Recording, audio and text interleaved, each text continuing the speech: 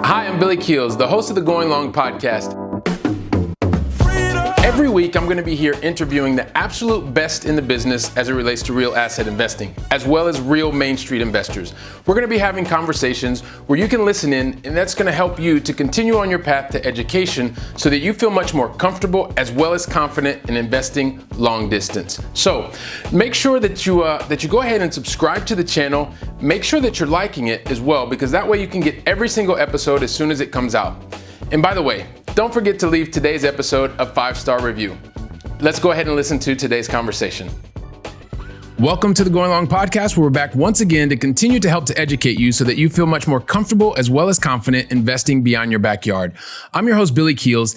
And if you've ever wanted to know how to successfully transition from corporate executive to positively impacting families through investing in real estate, then this is the conversation that you're going to want to stay until the very last word. I promise, because you know what? Today's guest not only currently is the MD of a multifamily private equity firm, he is also currently, that business has acquired over 15,000 doors with approximately $1.5 billion worth of assets under management. I really want him to tell us a little bit more about that. He's also now on a mission to give others control over their financial lives. You know what? He's also the host of a monthly multifamily investing meetup in his hometown, and he's going to tell us a little bit more about that later. And he is the host of this super awesome podcast, Ritter on Real Estate. It gives me great pleasure to welcome to today's conversation, Mr. Kent Ritter. Kent, welcome to the show, man. Thanks, Billy. So happy to be here. Appreciate you having me on. You know what, man? I love your energy, and I am just, I love your story. I love your smile. And I know that everybody that is watching and listening to us is going to learn so much from today's conversation. So I want to get right into it, man. And as you know, right on. Ask everybody the same 5 questions. We're going to get started with 2. You're going to talk a lot in the middle, and then we'll finish up with 3 where you're going to talk again. But let's get started in the beginning. So help us understand, man, where do you live in the United States? Yeah. So I live in Indianapolis, Indiana. So kind of right in the middle of the heartland, like the crossroads of America, they call it. Oh yeah. Fellow Midwesterner. I love that. So, you got some Ohio and Indiana in the house. So we're all good with that. We're all good with that. So also too, help us understand, Kent, what is the most positive thing that's happened to you in the last 24 hours? Yeah, that's a good question. So the thing that immediately just pops into my head is, so I've got 3 small kids. I've got a 5-year-old, a 3-year-old, and a 1-year-old. And, we've been super busy lately, just a lot going on personally and professionally. But last night my wife and I really able to take some time with the kids, a little extra time at bedtime, and just found myself really soaking it in, and really being in the moment and not distracted by phones or other things. And that's awesome, because that time goes so fast. So that's the most positive thing that's happened to me. Man, I love that. And I'm just going to highlight one thing, because I think a lot of times we forget, but when you're having those interactions with your family, especially with your little kids, like yours are younger, ours are a little bit older now, you start to realize you don't need your phone all the time. And I love the fact that you even highlighted that, because it's you just are enjoying some quality family time, watching your kids, and definitely soak up every minute you can, because the time flies by. Everybody used to tell me, flies by. It really does, man. Yeah, it does. Yeah. And I've intentionally just started keeping my phone on the kitchen counter and not having it on me. Cause we're so conditioned to just if it's on you, you're just checking it all the time, Okay. So putting it down and just blocking that family time off. Yeah. Love that, man. Love it. So listen, I'm sure we're going to talk more about that as we continue to talk about what the number of the things that you're doing and how you're positively impacting lives. And during the conversation, right, I gave kind of a high level understanding of who is Kent Ritter and what are some of the different things that you do. It's impossible to tell everything, right, in those couple seconds. So help us understand here with the Going Long family more about Kent Ritter. I'd love to know more about your journey, your backstory in your own words. And if you could also highlight maybe some of the very important decisions that you've made along the way, and that will get us up to today, and then we'll kind of go from there. Yeah. Happy to give you guys a little bit of background. So I graduated from college and started a career as a management consultant. And I spent 12 years traveling around the country helping large organizations solve big problems. And it was really just kind of a master class in what to do and how to run a successful business, but honestly, much more in like what not to do, because like nobody ever called us when things were going well, right? Like all we were doing was solving problems. So I got to learn a lot of lessons. I got to see a lot of like things not to do, and that helped shaped me understand how I want to run my own business, the things that I want to do and the way I want to communicate, and how you do those things effectively. And so if you fast forward in my career, about 7 years into my consulting career, left the firm I was at with a few partners. We were all working together at the time. And we started our own firm. So we started a boutique consulting firm focused on kind of healthcare technology, and we grew very rapidly from literally 5 guys around a kitchen table to moving into an office. And fast forward 5 years later, we've got 95 employees. We got about 30 million in annual revenue, and and we were grinding. We were all grinding super hard, and just didn't have that time with at home. Everything was focused on the business, right? And so personally, during that time, I get married. I have my first kid. And I really start to think about is this the life that I want? Living this life, can I be the type of husband and father that I want to be? And I start really reflecting on that. I start, asking around the guys that are older than me, kind of, how did you manage this? And I realized it's just, I didn't want to be, when looking down at those guys who were 10, 15 years older, I didn't want to be them. And because I didn't like the answers I was hearing about their family, and there's a lot of them just weren't putting that first. So that really was kind of you talk about major decision. That was kind of a trigger point for me to say, okay, well, this is going really well, but this is not where I want to be long-term. So there were many other factors, but ultimately we decided to sell that business at the end of 2015. And that was really what started my foray into real estate, because I had this capital from selling the business. I was a pretty active stock market investor, but I knew I didn't want to put all my eggs in one basket. I didn't want to have all this money in the stock market. And so I started looking at other alternative investments, and really, through a series of education, just landed on real estate, landed then on multifamily real estate as my preferred asset of choice. And I started as a passive investor. Really in 2016, I intentionally went out and invested in 10 different syndications with multiple different sponsors. And I did that because I wanted to, one, just diversify. So different geographies, different asset types. I did some industrial, I did some senior housing, some different things. But I wanted to use that as an education, because I knew that this was something, I knew I wanted to own apartments like long-term. I wanted to control them. I wanted to build a business around that.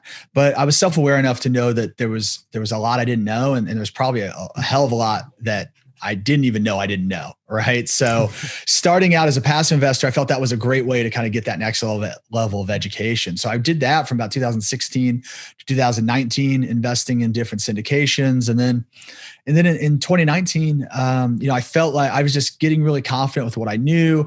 Everything I was hearing, I was understanding. I was still going to a ton of conferences, but I was spending less time in the room, because I was like, man, I know what these guys are saying. Like, I'm not learning anything new. I was spending more time outside networking. And I was like, I think this is really the time to go and do this on my own.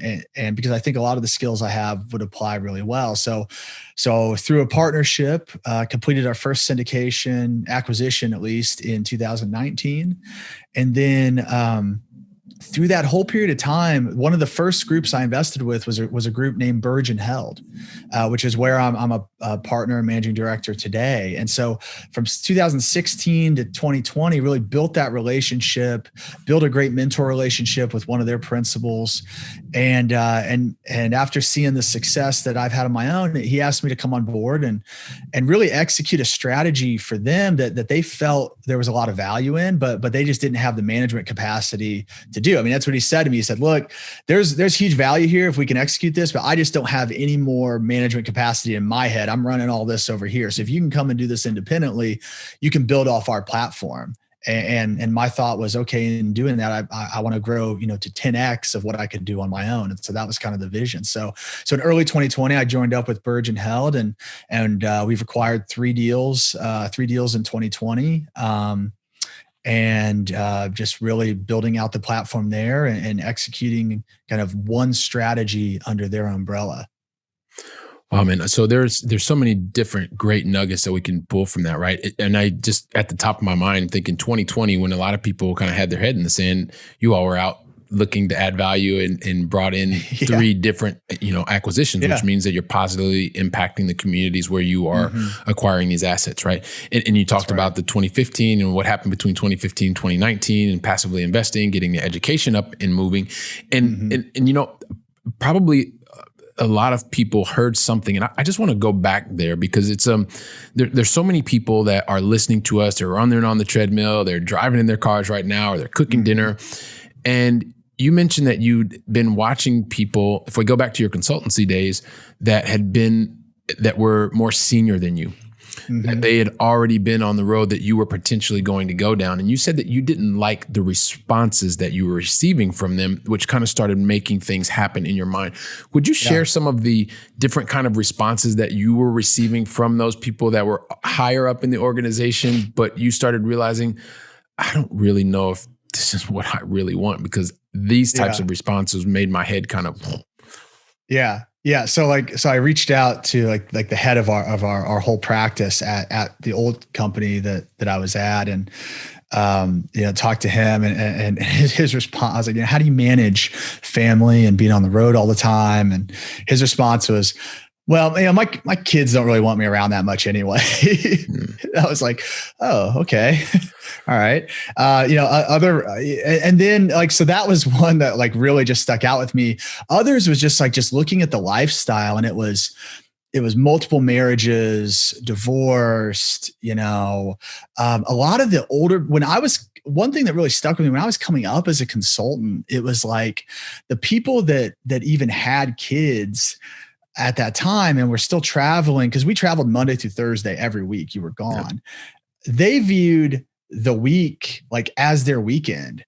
So like they were going out and like partying there during the week, and they're like, oh, I got to go home, on the weekend and like deal with my kids and blah, blah, blah. And that was just like the general attitude. And once I really started like digging into that and thinking about that, I was just like, man, that's not where I want to be. And I very vividly remember like this one moment after we had my first daughter. It's like 6 a.m. I'm at O'Hare. I'm getting on a plane to fly across the country, and we're about to take off. And like all these things are going through my mind. And like, I had this vision of her as like an adult and being like, well, what do you so tell me about your dad. And being like, well, he was gone a lot, but he was a good dad, but like, he wasn't really around much. And I was like, man, like that is not what I want. Like, that's not what I want at all. It's not the type of father I want to be, not the type of husband I want to be. And so that really was a catalyst for me to start thinking about, and like, it was hard. Like the business was going really well, right? Like we grew really in a matter of 5 years. I mean, to about 30 million in annual revenue. We were all doing pretty well at the partner level, but it just wasn't the lifestyle that I wanted. Yeah. And when you realize that it's not the type of lifestyle that you want, it can have a major impact on you. I know the same thing happened to me when our oldest son turned 3. I was getting on a flight from Barcelona to Frankfurt for some meeting that I don't even remember what the meeting was at this point in time, right? I mean, I have it in my calendar, and it's one of those moments that I remember just getting in the elevator, going down to go to the Barcelona airport to go to this meeting, and it was like the only thing I really wanted to do was be hanging out with my son to celebrate his 3rd birthday. And so I think when you have those kinds of experiences, and it just impacted me a lot. And I know a lot of people, like I said, they're running on the treadmill and they're thinking, wow, you know what, Kent just had something that's very, very similar. Because these are moments where we start to have clarity over what it is that we really want to gain out of life. So appreciate you sharing that with us. Appreciate your vulnerability there. And, one of the things that you said now, if you look at one of the strategies that you're executing, you said that you all are doing something that's a little bit different. So maybe talk to us about your like, who is the person that you're really looking to serve and making that social impact in a very unique way? Yeah. So I think that, so one, our strategy is a little different from kind of what we're acquiring, in that we're looking more for, so Bergen Hill is a large company, right? Like you said, we said 15,000 units is about 1.5 billion in assets under management. What I'm focused on is really much more niche, though. It's kind of these diamond in the rough properties. So it's like the people that we're buying from are, I'll give you an example of these three deals. So of the three deals that we did in 2020, two of them were from mom and pop owners, which were very much, meaning that it just wasn't, they weren't professional apartment owners, right? They were managing for occupancy versus maximizing the profit. And what that meant was, in both of these scenarios, different properties in different cities, but they're both 100% occupied, but they're sitting about $150 to $200 below the market in rent, because they were managing for occupancy, right? It's like, if it's 100% occupied, it's less I got to do. I'm getting less phone calls, right? So we saw a huge opportunity there, and just where the market is, our general strategy has shifted to be, I'm more worried about minimizing downside risk right now. I believe that if you do it right, the returns will be there. Assets are going to appreciate, cash flow will come, but manage that downside risk. And so we're trying to put less money. What's one of the most risky things you can do? Well, it's increasing your basis in the property by pouring a bunch of money into the property and into the units, right? Especially inside the units, and over improving. So we're doing lighter value adds, focusing more on adding amenities, on fixing up the exteriors, improving the experience of the residents through technology and different things. And really just trying to find those opportunities where we can fix management inefficiencies right there and provide immediate value without a huge cost associated with it, right? So in general, that's kind of the strategy. So to do that, to find those type of owners, we're really finding more smaller to mid-sized properties, kind of targeting 150 units and less, in more tertiary markets around the Midwest. So like adjacent to larger markets, but those maybe those smaller towns, like the national investors haven't heard of, but we know are kind of little hidden gems, right? So that in general kind of strategy, and that's how that's a little different. You mentioned kind of the social aspect of it, though. And so this ESG idea is like so in vogue right now: environmental, social, governance, investing, and I've always, before it was named, I've always thought of what we do as workforce multifamily housing as having a positive social impact, because what we do is we're taking properties that are typically mismanaged and undercapitalized, meaning the people that own it just don't have the money to put into it to keep it up to the level it needs to.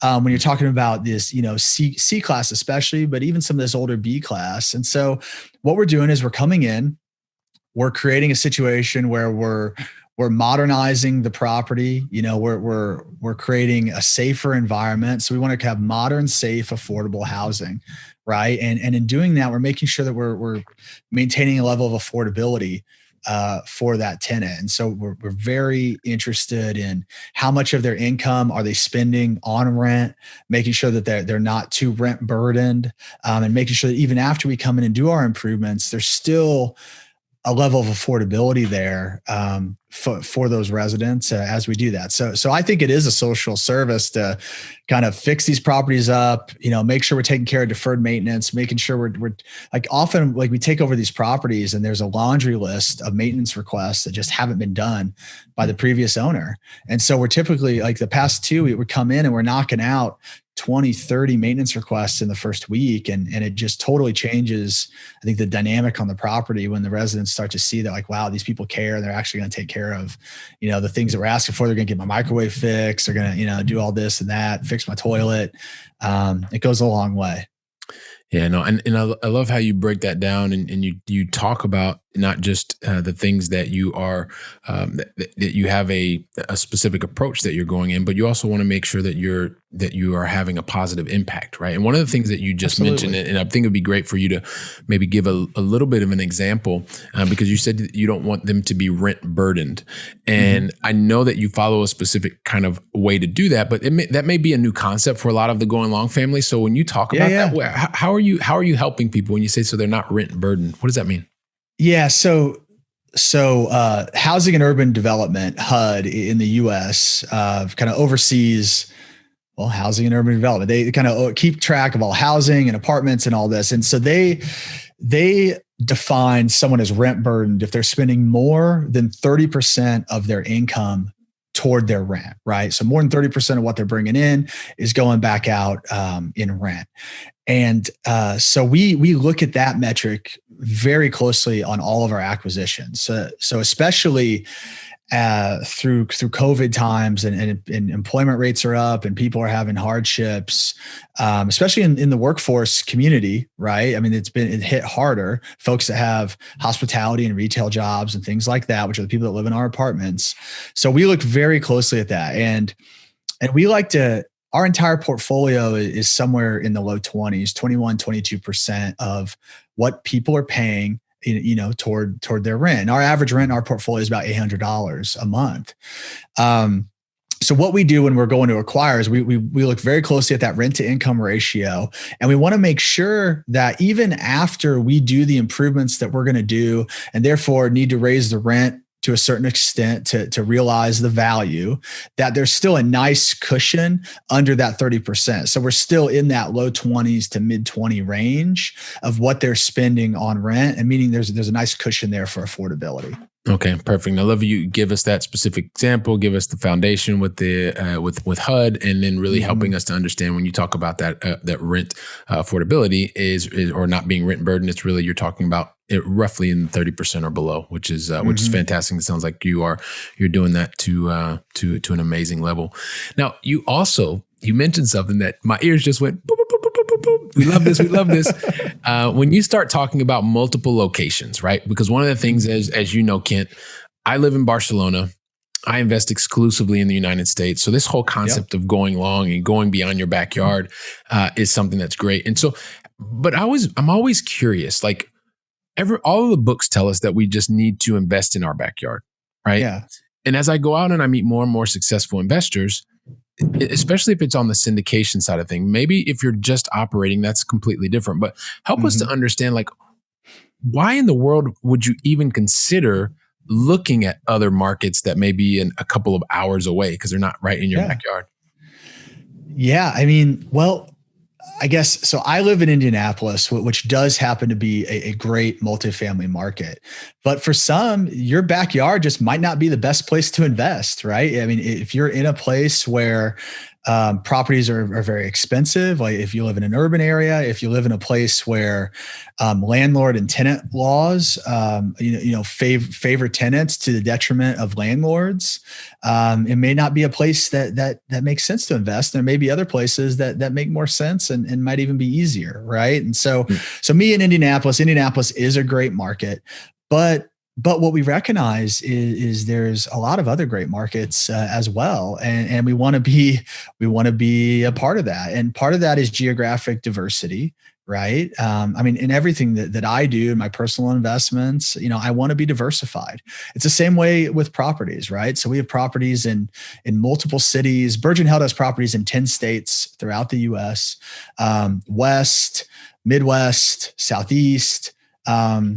And then in my smaller piece of the world within Burgeon Held, we've got properties more core Midwest in Kentucky and Ohio, and and the reason that we invest in those places are because it's great job growth, good job diversity, meaning there's a lot of healthcare jobs, higher education jobs, logistics jobs, but no single type of industry dominates in any of those markets, right? So you've got good diversity. Again, you're spreading your risk out, and we've just been able, I think the important thing when you're doing that is just being able to create systems so that you can stay abreast of kind of what's going on from afar, right? And that's a lot of when people talk about you need to invest in your backyard, it's because in the model they're talking about, like, you're the landlord, right? You're the person that has to go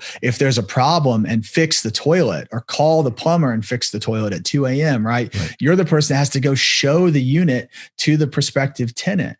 Well, that's not the model that we're developing. I mean, especially one for our investors. I mean, our investors don't have to do anything, but even for me, I mean, that's not my core competency. My core competency is not management, and that's not a way to scale. So we hire professional managers in those locations to do that for us and be our boots on the ground. And that allows us to spread out. Yeah. And and when you can spread out, what I love about this, and this goes back even to your roots, because when you mentioned before, when you started getting into investing in real tangible assets, real estate, you yourself mentioned that you were investing in multiple locations. You were still investing in tangible assets, but in multiple locations. And as you just given us this most recent example, Kent, it is about the way that as you're now driving and managing this new strategy, you're in a great market, especially if you're looking for cash flow, things like that. But it doesn't mean that you just have to stay there. And this is one of the characteristics that I see from very successful investors and business owners is, yes, you may be in the right location. That's great for you. At the same time, you're looking to see if there are other locations. You're in Indiana, but you're investing in Ohio and in Kentucky as well. Or you may live in Indianapolis and you also invest in Evansville, right? And that's a couple hours away. So it's like you're looking for the opportunities. And then you mentioned it, how you're building systems and putting processes in place to make sure that you have the right people that are managing those things. So I always love when you can help give us that insight, because, you're talking to a lot of passive investors here, right? And you talk to a lot of passive investors every day. And the thing that we want to help them understand is it's not about you actually getting that 2 a.m. call. It's about making sure that you have the right team of people that have the person on the team that answers that phone call. So I love you answering that. Was there something else you wanted to add? No, I think you summed it up very well, Cool. So listen, before we get into the going along final three, you mentioned technology and you mentioned how you're in various locations. Maybe talk to us a little bit about the role that technology is playing to help you really serve your end client to the best of your ability. Yeah, no, I'd love to. This is something that I'm extremely passionate about. I believe that the multifamily industry. So I used to work in healthcare. I thought healthcare was a laggard from a tech perspective, but multifamily is like a super laggard. I mean, we're still doing things the way we did 40 years ago. We really are. Yeah. And so really, I've been hyper focused since about mid 2020 on just educating myself on what's out there. I mean, prop tech is such like a buzzword right now, and the investments to the tune of about $20 billion a year for the past couple of years in the industry have just created so many opportunities to apply technology. And so went through a very thoughtful process of just kind of educating. We formed a tech committee within Burgeon Held, kind of all applicable multidisciplinary people coming together, accounting and marketing and operations and all these coming together to decide, okay, well, what are the biggest problems that we want to solve? And then how do we apply technology to be able to do that? And so the biggest problem that we really wanted to solve at first was how do we make leasing, how do we remove the friction from the leasing process? And how do we make it easier for someone to lease one of our apartments? And if you think about that, as we started before COVID, but then, I mean, COVID hit kind of right in the middle of working on this. And you think about, the need for a contactless leasing process, right? Because you don't want to be face-to-face with somebody. So what we did was, we've applied several layers of technology. The first being the hardware, which is kind of the literal and like metaphorical like front door to this is the smart lock that allows the people to enter the apartment, using their phone, and allows us to control access remotely, right? So we don't have to be on site physically. So the first is we put the smart locks, and we're putting smart locks on all of our properties going forward. And we started in 2020 putting it on all of our new acquisitions, and we're retrofitting now. But then you layer that smart lock with some technology that allows you to control that smart lock from your phone, right? So I could be sitting on the beach anywhere. I could be in Spain, and I can be allowing someone access into my apartment in Ohio via the smart lock, right? So it's huge management efficiencies. It's also a benefit to the resident because they can just walk up with their phone, hold their phone up to the lock, and the door opens, right? So you're not having to look for your keys, you're not having to fumble and do all this stuff. But then, so layering then on top of that is a really cool technology, this idea of a self-guided tour. So we've created the self-guided tour where, and it works with the smart locks in that someone can go online to our website, they can schedule a tour, and they can tour on their own. So it's allowed us to move the tour to the prospect's schedule versus the leasing agent or the property manager's schedule, right? And it's allowed us to expand our leasing hours to 8 p.m. at night, when typically it would just be when the office is open, right? Kind of 9 to 5. But that's not when people are off work. Like, a lot of people are off work at night. They want to go and they want to tour an apartment. So we've expanded our time. But what's really cool is when you get into the actual process is they show up at the apartment. Like 15 minutes before, they receive a one-time access code where they can hold their phone up to the main entrance of the apartment, and they can enter. They can go to if there's different amenities, they can go to different amenities, and they can actually go into a model unit or a vacant unit based on the access that we give them. And there's geolocation beacons set throughout the property. So we know where the people are going throughout the property, and based on where they're at, it triggers certain things. So what we've created is a curated tour on their phone. So for example, when somebody walks up to the pool, we know they're near the pool, and it says, "Hey, welcome to the pool. And here's all the great stuff about the pool." And the cool thing is it's like, we were able to model like our best leasing agent on their best day, given their best tour every time, right? There's no like, a leasing agent is fighting with her boyfriend and having a bad day and she's off. And so that apartment's not getting leased, right? And it actually gone as far to like professionally voice record those answers. And so when someone's at the pool, it's actually getting spoken back to them. Here's all the info about the pool. Same thing. They walk through, they go to the fitness center, they go to, they go to the apartment, and it's just talking to them as they go through. And then they're actually able to, through virtual leasing, sign up for a lease right away. We were able to do the background checks and everything, get that through process, and then tied into DocuSign, they can sign the lease right there, and they can be off and ready to go. And then they show up to move in, and we've already got them set up in the system. We flip a switch, they have access to the building and their apartment. And we've even taken it as far to, we're putting fiber optic internet in all of our properties, and it's been a huge amenity. I mean, if you think about the need for bandwidth for these things like Zoom calls, right? The need is huge. So we're putting fiber optic in as an amenity.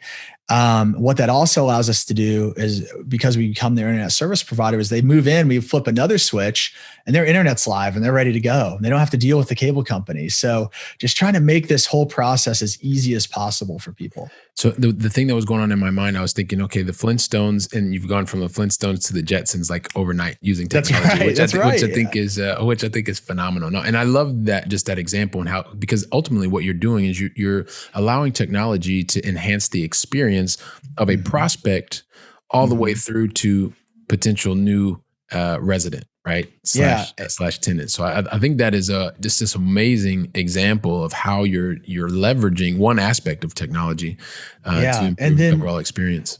And then just real quick, and then just start thinking about the downstream impacts of that, right? So you're now freeing up the property manager's time, right? They're not spending as much time on tours. They're not spending so much time with prospects. Who are they able to spend more time with? They're able to spend more time with the residents. They're able to spend more time in the community. They're able to focus more on the customer service aspect of their job versus the sales aspect. And I think it creates a better community experience as well. So it's kind of freeing up that manager to their highest and best use, right? Which is really creating that sense of community and serving the residents. And so I think I wrote an article that was posted in Forbes not long ago about this, but it's kind of this, my hope is that this technology does not replace people, but actually creates a more like humanistic approach, and by allowing us to focus more on those those highest and best things, those interactions with people, and not just on the monotony of like rekeying locks, which most property managers are doing every day. Like I know a property manager who carries a rekey machine around with him in his truck because he's spending so much time doing that. Right. So I just think there's so many impacts of leaning into this technology and really improving the lives of people.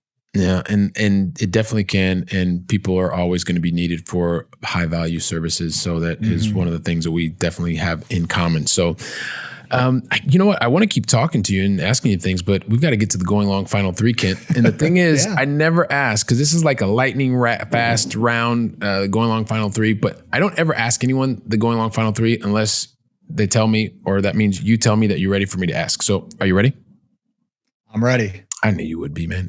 You're ready. I knew you'd be ready. Here we go. So lightning fast. Here's the very first question. We started with you over on your side of the pond. We're going to bring it back to my side of the pond now, meaning my adopted side of the pond over here in Europe. So help us understand, what is your favorite European city, either that you visited or still on your bucket list to visit? Yeah, that's a good question. I mean, there's a lot on my bucket list, but I studied abroad in Italy in college for 6 months. I lived in Milan, and Milan is an incredible city, but my favorite city in Italy was actually Siena. And it's just because it's kind of a smaller town feel. It's built around this really unique town square. There's like this crazy horse race that happens there.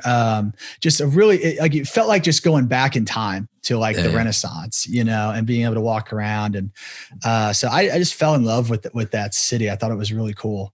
Awesome. So another vote for Siena. We love Siena is a fantastic town. And yes, you are absolutely correct. Or city, I should say. So question number 2 of the going long final 3 is, one of the things that I've always found in common with all very successful people is that throughout their trajectory, they've only made one mistake, right? And that's one of the things that makes them very...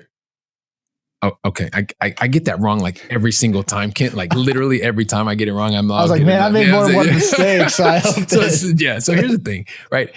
Lots of mistakes like this. And I think this is one of the things that we really want to help people understand. Make so many mistakes, but the difference in the really successful people is how they treat those mistakes. And I really would like for you to quickly share with us, if you can think of a learning experience, a mistake, a failure, however you want to call it, but more importantly, what really successful people do is, what is the lesson that you learned? And that lesson that you learned that you would pay forward to the Going Long family today?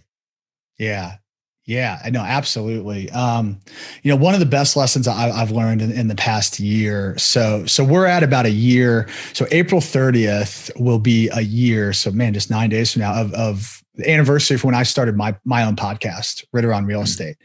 Man, I should have started that podcast a year before. The reason I didn't, because I love doing it. I mean, we had a great conversation on it. I can't wait to air your episode, but I love doing it and connecting with people.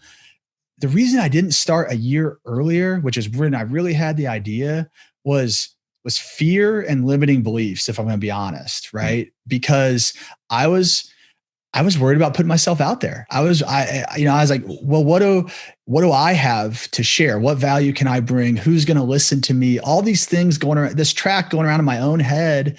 That's not real, right? It's all self-imposed.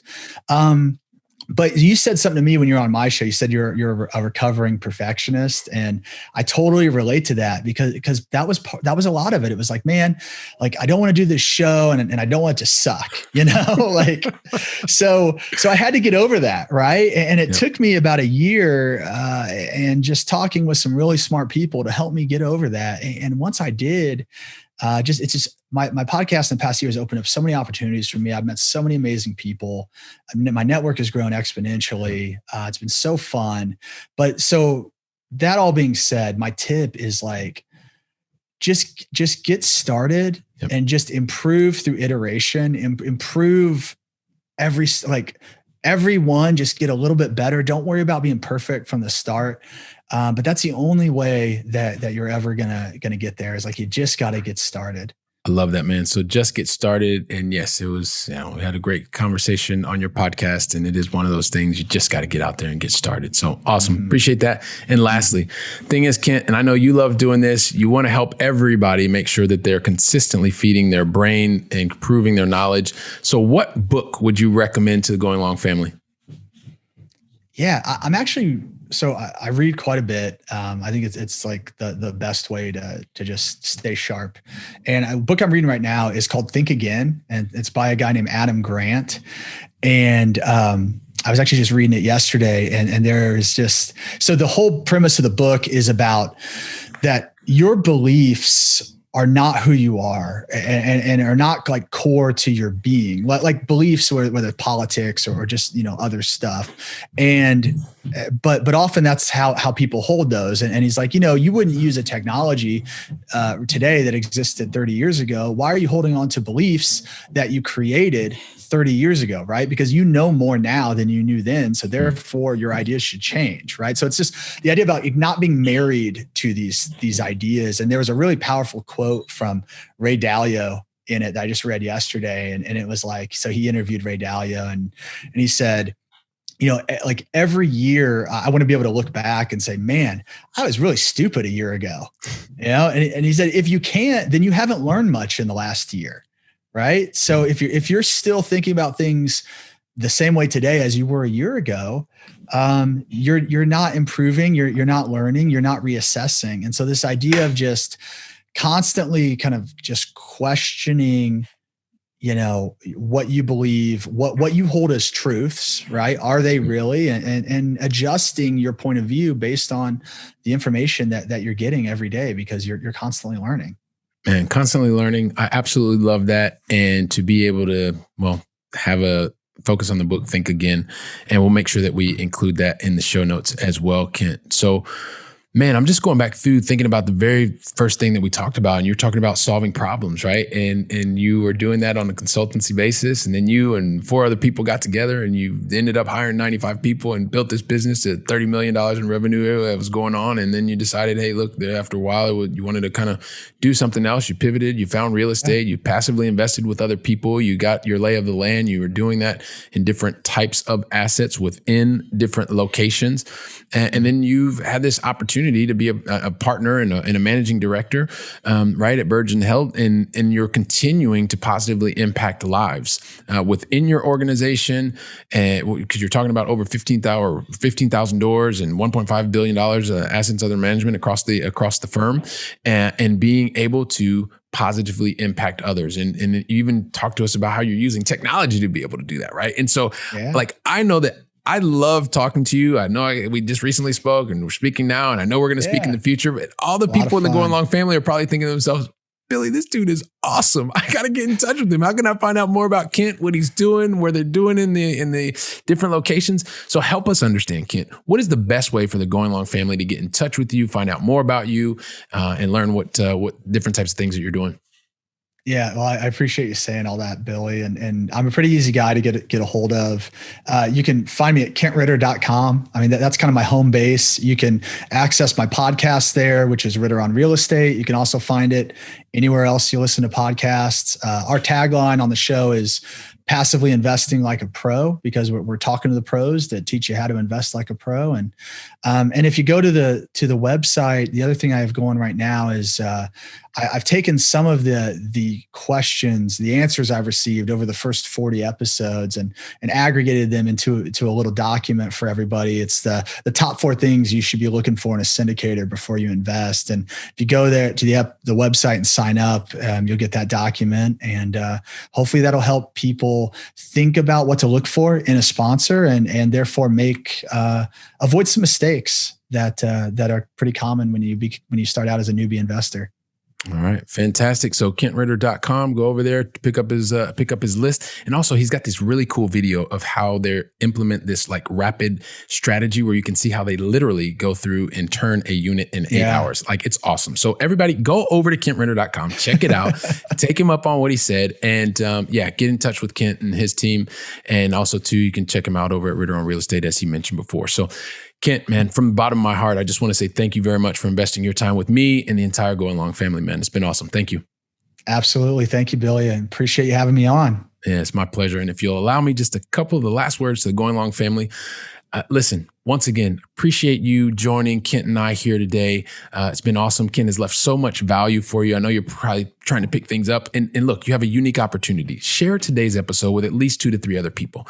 You can be that person that is also bringing value to others, just like Kent was talking about before. Be that person. Like, share today's episode with 2 or 3 other people. You're bringing other like-minded people to our community as well, and we can continue to grow.